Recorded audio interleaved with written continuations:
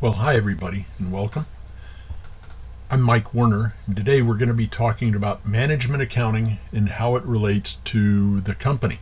This would be similar to material covered in the first chapter of pretty much any cost managerial book. It gives you an introduction to management accounting, contrasts management accounting to financial accounting, and then provides some scattered background about various aspects about management accounting. I say that it's scattered because unlike a chapter, say, on job order costing that covers just the one topic and builds from a beginning on job order costing to the end of job order costing, these introductory to management accounting chapters, they sort of jump around. And so we'll be jumping around just a little bit as well. So anyway, let me go ahead and get started here. First thing we should focus on is the need for information and accounting. It's always easier to make decisions when you have good information. Regardless of the type of decision, it's nearly impossible to make a decision without good information. I mean, think about the decisions that you make, whether you're going to buy a new mobile phone or select a mobile phone plan or an internet provider, or oh my God, if you buy a new car, which car should I get? What option should I get on the car? No matter what decision you're making, you will just naturally try to collect up as much information as you can. And the more solid information that you can find, that you can get, the better your decision is going to be and the happier you will be with that decision. In business, it's the same. There's a need for accounting information because when making business decisions, accounting information is really a key component to the information that is necessary to make a good decision.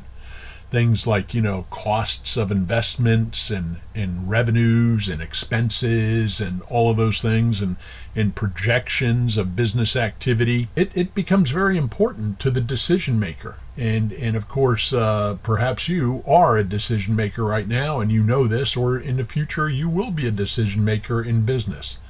So whether you're trying to decide on which stock to buy for yourself or which bonds to buy for yourself, or you're making a decision on behalf of the company, and you've got to decide which product to promote or, which area to expand in or what price that you should sell a product for, accounting information is key in making that decision just easier to make. A lot of times, when you get the accounting information, the correct alternative just jumps out as the right way to go.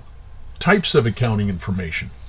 Well, you've probably, since you're looking at management accounting, you've probably already reviewed financial accounting. You might have had a course in financial accounting. Financial accounting provides information to outsiders. That is, people that are outside the company. Typically, these would be individuals or entities that are not employees of the company providing the information. They could be investors, potential investors, business owners. Believe it or not, business owners are not necessarily insiders. Think about it. If you own some Dow Chemical stock, does that make you an insider? You're a business owner, but you're not an insider. The dividing line between being an insider and not being an insider is typically whether or not you are employed by the company, whether you're an employee. So financial accounting, it's very useful for investment decisions and lending decisions, whether or not to extend credit to the company. And generally, financial accounting is comprised of financial statements. That's the four main financial statements and the notes that go along with those financial statements. So what about management accounting? Management accounting. What is management accounting? Well, management accounting provides information to company insiders. That is, it provides information those working for the company, who are employed by the company. A lot of them are managers. They could be employees, and they are making decisions on behalf of the company. Accounting information helps provide the necessary tools and input the data necessary to make good decisions. And also it helps managers with planning, controlling the operation, evaluating performance. And believe it or not, if management accounting is put together properly, believe it or not, management accounting can also be used to inspire employee performance. What about managerial accounting? You may have heard of this. There are textbooks that are named managerial accounting. As it turns out, it's exactly the same thing as management accounting. Just another way of saying it. Now, how about cost accounting? What is cost accounting? Well, technically, cost accounting is a subset of management accounting. It focuses on the cost of products, services, and other elements of cost. So it's got a real focus, obviously, on cost. It would include job order costing, process costing, standard costing, things of this nature. That said, a lot of times the term cost accounting is used to mean management. So for some people, they're using cost accounting and management accounting interchangeably, or some people prefer to call management accounting cost accounting. So management accounting technically is a broader topic that includes a lot of accounting techniques aside from just costing products and services. But that said, a lot of people call management accounting cost accounting. Now let's compare financial accounting to management accounting. First of all, they have different purposes. There's a different purpose. Financial accounting is to provide outsiders with information about the company's performance, their financial performance, and their financial position. Okay? It generally provides this information to outsiders in the form of financial statements and the notes to those financial statements.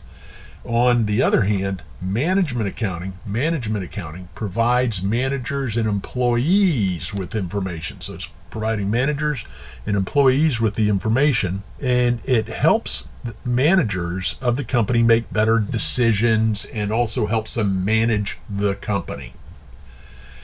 What about primary users? Who are the primary users? Well, for financial accounting, it's obviously external users. These would be potential investors, creditors or potential creditors, suppliers or potential suppliers, customers, potential customers, banks, regulators, and the like. On the other hand, management accounting is for internal users. That is, company employees. Now, I must say that from time to time, employees use financial accounting information. It comes in handy, and for certain decisions or to review performance, managers and internal parties may use financial accounting information, but their focus and what really helps them is the management accounting. What about financial accounting and management accounting? Is it looking at historical perspective, or has it got a future orientation? Well, financial accounting is basically historical. It presents historical reports. That is, it reports on past performance and the position of the company. In fact, it's probably not a good idea to allow companies to do future projections and budgeted financial statements that they can deliver to outsiders, because who knows what liberties they will take as they put that information together. On the other hand, management accounting, it is much more forward-looking. So management accounting has a future or forward-looking orientation. Management accounting does look at, past performance, but the focus is more forward-looking, putting together budgets and forecasts. Next area is outside regulations. Well, as you probably know, financial accounting must conform to generally accepted accounting principles, GAAP. And publicly traded companies, they've got to also conform to SEC regulations. On the other hand, management accounting is pretty much self-regulated because company managers are requesting the information, and they have complete control over their accounting department, so to speak.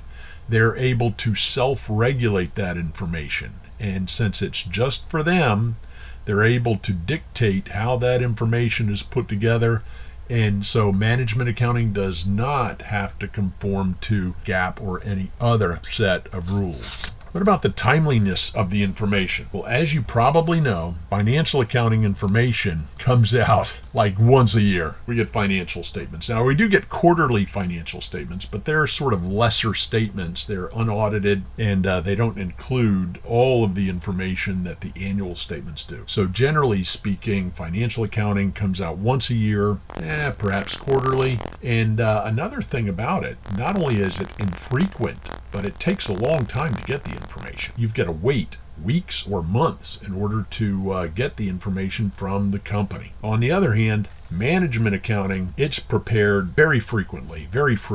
It could be, instead of annually, it could be monthly, weekly, daily, hourly. It could also be prepared real time. When Disney is looking into their performance and they want to know how the park is doing, they can figure out what their attendance is right then. How many people are in the park. They pretty much can figure that out. They've got reporting that will let them know. Another thing about it is not only is it frequently prepared, it's also available very quickly, sometimes immediately. All you've got to do is put in the request and the information is available. So you don't have to wait weeks or months to get it. So management accounting is much more timely than financial accounting. Level of detail. If you've just gotten out of a financial accounting course and somebody asks you, is financial accounting detailed? You're probably going to say, yes, it is. The income statement, you've got to, follow this format, and sales less cost of goods sold, giving you the gross profit and going down, and balance sheet has all these different classifications. So I guess to a beginning accounting person, financial accounting does seem somewhat detailed. But the reality is, it's not detailed at all.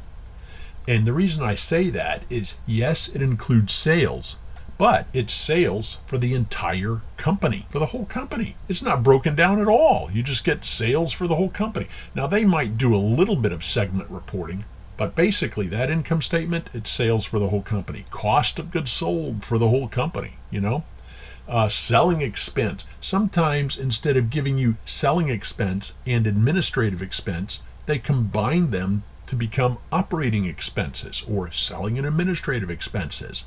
And so the level of detail is very, very low. On the other hand, management accounting is very detailed. And the information is broken down into geographic areas, the North Division, South Division, Florida, Georgia, South Carolina, North Carolina.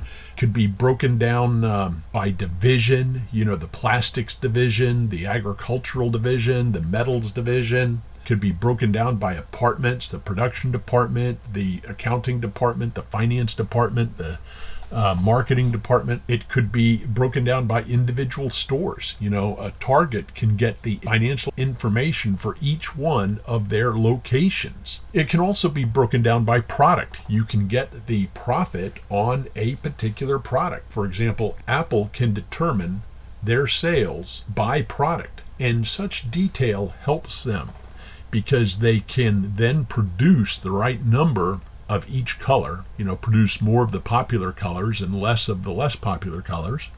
And they can bring those colors into the store as necessary. Some stores may sell more of the gold ones while others sell more of the black ones, perhaps. But by getting information about those product sales, they're able to manage the company better and bring in the products that they need. Cost information is also prepared product by product, department by department, product group by product group, and so forth. In some cases, information is prepared for individual employees. For example, how much is salesman A selling compared to salesman B? Let me calculate sales by a salesperson so that I can pay them an appropriate amount of sales commission and reward them appropriately. So sales information, cost information may be broken down by individual employee. So as it turns out, financial accounting, not very detailed. On the other hand, management accounting is very, very detailed. How can management accounting help? How can cost accounting help? It can help with decision making. Management accounting can identify problem areas. It can provide information necessary for decisions. It can help predict future outcomes of each decision alternative. And then once a decision is made, management accounting can help collect up data, put it together so that the decision alternative that was selected can be evaluated. So some management accounting considerations. What should we think about as we're preparing management accounting? One of the ones that I think is most important would be the behavioral considerations. And the idea here is we should make every effort to configure management accounting procedures and reports and information to encourage employee behavior that most benefits the organization. So the idea is that when we're preparing management accounting information, it's best if we put it together so that it encourages employees to act in a way that will help facilitate the company's goals and objectives. And believe it or not, this is possible. For example, instead of preparing sales information for the entire department, prepare sales information employee by employee. Once their performance is measured, it's just human nature to try to do a better job. Another thing to consider is different costs are prepared for different purposes. So if we're preparing information for financial reporting, the product cost will include basically just the cost of the materials and the cost to produce the product. On the other hand, if we're preparing information, accounting information or cost information for a government bid, government bids allow us to include a lot more in product cost than just the actual production cost. We can even include some of the research and development. So we would prepare a different cost model for a government bid. And then if we are trying to evaluate the success of a product, we would probably include all facets of cost for that product, including its research and development cost, its manufacturing cost, the cost of marketing the product, the cost of delivering the product, and perhaps the cost of servicing the product after it's distributed to customers as well. So whenever we're preparing cost information, we have to be careful that we prepare information that's appropriate for its use. Another thing that's important in management accounting is cost benefit. Managers are forever asking for additional management accounting information. And the accounting staff has to be a little bit careful because they can get all wrapped up preparing information that actually has very little value. If somebody comes in and says, hey, listen, I need last year's sales by product, by employee. You say, okay, we can get that information. It'll take us, let's see, I think it'll take about 12 hours of accounting time to do it, but we will get it done. And the guy might say, well, 12 hours of accounting time? That's going to cost a lot of money. I don't need it. I was just going to put it in my PowerPoint slide. Forget it. So you got to be careful that when we prepare accounting information, that the benefit of knowing outweighs the cost of preparing the information. Now let's talk briefly about management accounting and the organizational structure. In any company, there are line positions and staff positions. Line positions are those positions that are related to the way the company earns its profits, generally speaking. That would be it. Line positions are for our employees that are responsible for achieving the company's main business operations. They're responsible for acquisition of product or services, preparing those products, getting them ready to sell, or performing the services, marketing and selling the products, and distributing the products and services to the customers. And when you think of it, that's how a company will earn its keep, through those functions. Staff positions are employees that work in support functions that are not directly responsible for achieving the company's main operational goals.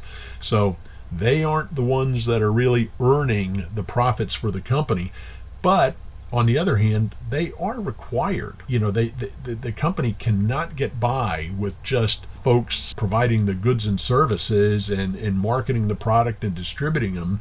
Who's going to do the accounting? Who's going to put together the information technology system and so forth? So these support functions are quite important, and they would include things like accounting, information technology, human resources, employee relations, and general administrators of the company, such as the company president. So let's talk about management accounting and where it fits into the structure. In each large company, there's going to be a chief financial officer, the CFO, and that's the executive that's in charge of accounting, taxation, the treasury function of the company or finance, risk management, insurance and things of that nature, investor relations, and strategic planning. And then we've got the accounting group, which would be headed up by the controller. The controller is the chief accountant. Some companies call them comptrollers, but most of the time nowadays we call them controllers. And this individual likely has a degree in accounting and oversees accountants working for the company. The controller in the accounting department, they're responsible for financial reporting, management accounting, tax reporting, and pretty much any other area of accounting and reporting. Then we have the treasurer. Now the treasurer and the controller, they kind of get confused, but they are different and have different positions. The treasurer is likely to have a finance degree and is responsible for banking, relationships with the banks and so forth, long and short-term financing, that's the borrowing of funds necessary to finance the operation, investing excess funds if we have any, cash management, and also collections from customers and others that owe the business money. So as you can see, the controller and the treasurer have very different functions. The controller is more about financial reporting and so forth, and the treasurer is more about banking, investments, and that sort of thing. A very important aspect of management accounting is ethics. Although many accounting books don't mention this, there's two basic approaches to ethics. There's virtues ethics, or sometimes called character ethics, which really comes from within a person. If you're trying to figure out whether something's right or wrong, you look to your own value structure to make that determination. And if you do that, you are employing virtues ethics or character ethics. A second approach is rules ethics or quandary ethics. This approach, also called modern ethics, traces its roots to the organization of religion. And religion imposes rules on its followers and sort of dictates how problems should be addressed and solved. So in this approach to ethics, we look not so much internally within ourselves, but we look at the rules within society to help us determine what constitutes ethical behavior. So ethics in management accounting. What about in accounting? Oh my God. Ethics is so important in accounting.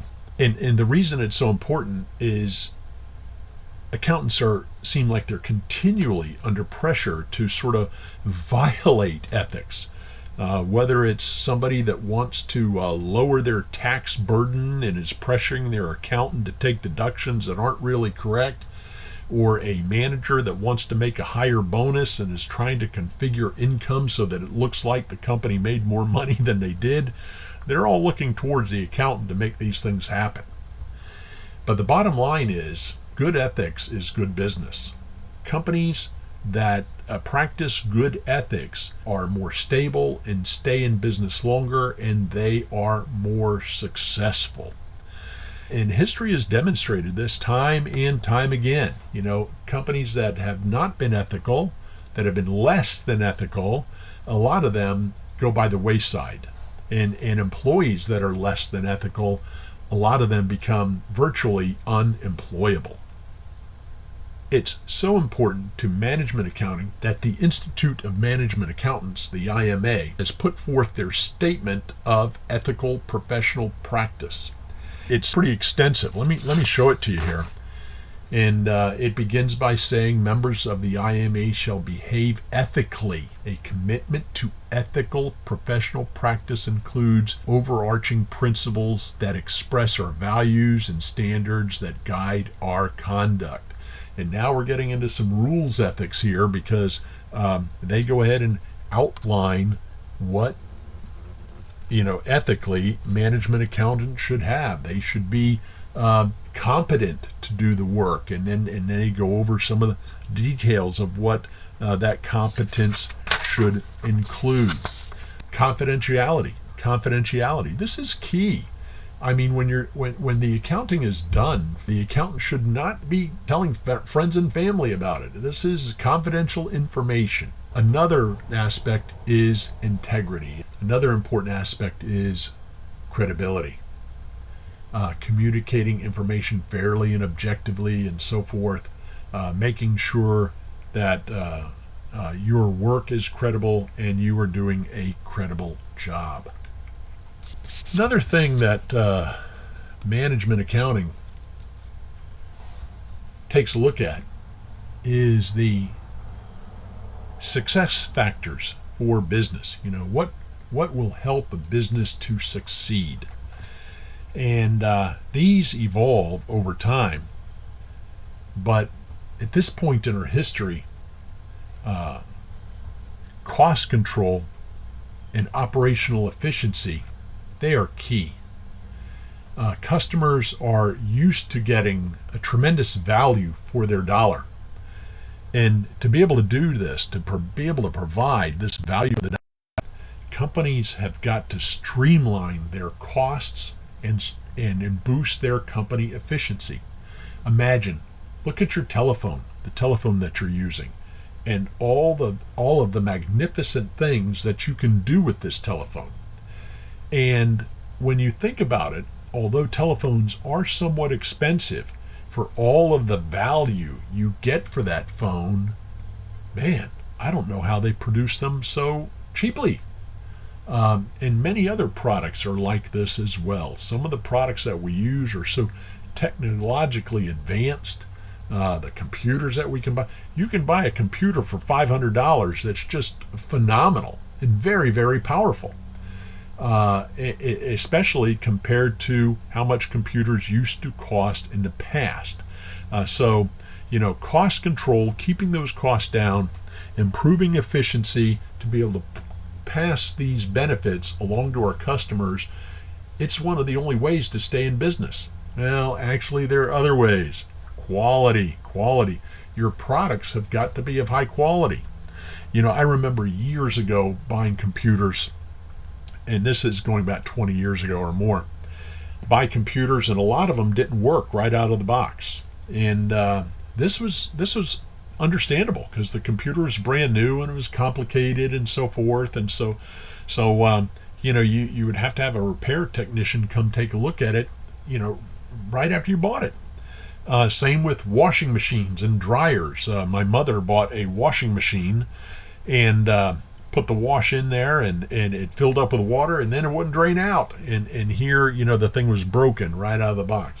Well, this doesn't happen as much anymore. Quality is a real focus of manufacturers. Why? Because other companies are focusing on quality, so we must focus on quality also. People do not accept poor quality very well any longer. And so to be successful, you must focus on quality. Another one is time. And what we mean here is doing things, getting things done quickly, whether it's how long it takes to bring a new product to market, how long it takes to deliver the product to our customers, how long it takes to respond to our customer questions or need for service. Many years ago, companies could take a longer time to do all these things, but not anymore. Not anymore. People have come to expect prompt service, promptly delivered products, promptly answered questions, and new products coming to market in a timely fashion. If our company is not doing this, we are going to be in serious trouble because we're competing with companies that are. The next is innovation. Oh my God, if your company is not innovating, they may be around today, but they're not going to be around very long. Innovation is key. The world is changing. It's evolving, and it seems to be evolving faster and faster and faster. So whether we're talking about business systems evolution, for example, how do we ring up sales? Think about years ago. Years ago, companies had to key in all of the numbers of the products and if they didn't have a price sticker, they were in trouble. But that's not true anymore. They just scan these items, and then, oh my God, when you pay with a credit card, you just slide the credit card into the machine. You just stick the chip in there, and you're out in moments. So whether it's innovative business processes or innovative products like our mobile phones and our computers and our televisions and our cameras and all of those things that we can buy now that just do marvelous things, innovation is key. And if your company's not innovating, there's a good chance you're not going to have a very long future. Another thing that's becoming more and more important is the concept of sustainability. Companies must focus on strategies to achieve long-term financial, social, and environmental goals. Customers are driving this, I believe, because they are putting pressures on companies through their purchasing habits. They are supporting companies that are environmentally friendly, and they're not supporting companies so much that are not. So sustainability has become a key factor in business success. Another thing I want to touch on is something called the value chain. The value chain is a chain of activities that provide value in the eyes of the customer. And if you think of your telephone, in the development of the telephone, it helps you sort of buy into this whole notion. First of all, the research and development. How important is research and development? Well, it's pretty key. Without research and development, those new features on your phone will never come to pass. And then design. Look at your phone. Look how small it is, sleek it is, how beautifully that telephone is designed, how well it works. Even the fonts that it uses are well designed. So product design is something that we value. We're more apt to buy a product that's well designed than one that's not. Then production. Yep, if we don't make the product, we can never get into the customer's hands. So part of the value we add to the product is to produce it for our customers. And then marketing. Now you might think that marketing benefits the company, but not the customer so much. Well, getting back to our phone, just think if your phone manufacturer came up with a new phone and never said a word about it, never promoted it, never let you know, it would be pretty upsetting. So marketing the products and letting the consuming population know that the products are available, it's a pretty key part of the value chain. And then, of course, distribution. Sometimes there's a little bit of a glitch when a product first comes out, but after a while, hopefully, we have the distribution channels open and we can get those products into customers' hands. And this adds value in the eyes of the customer to be able to get those products in a timely fashion. Another key component is customer service.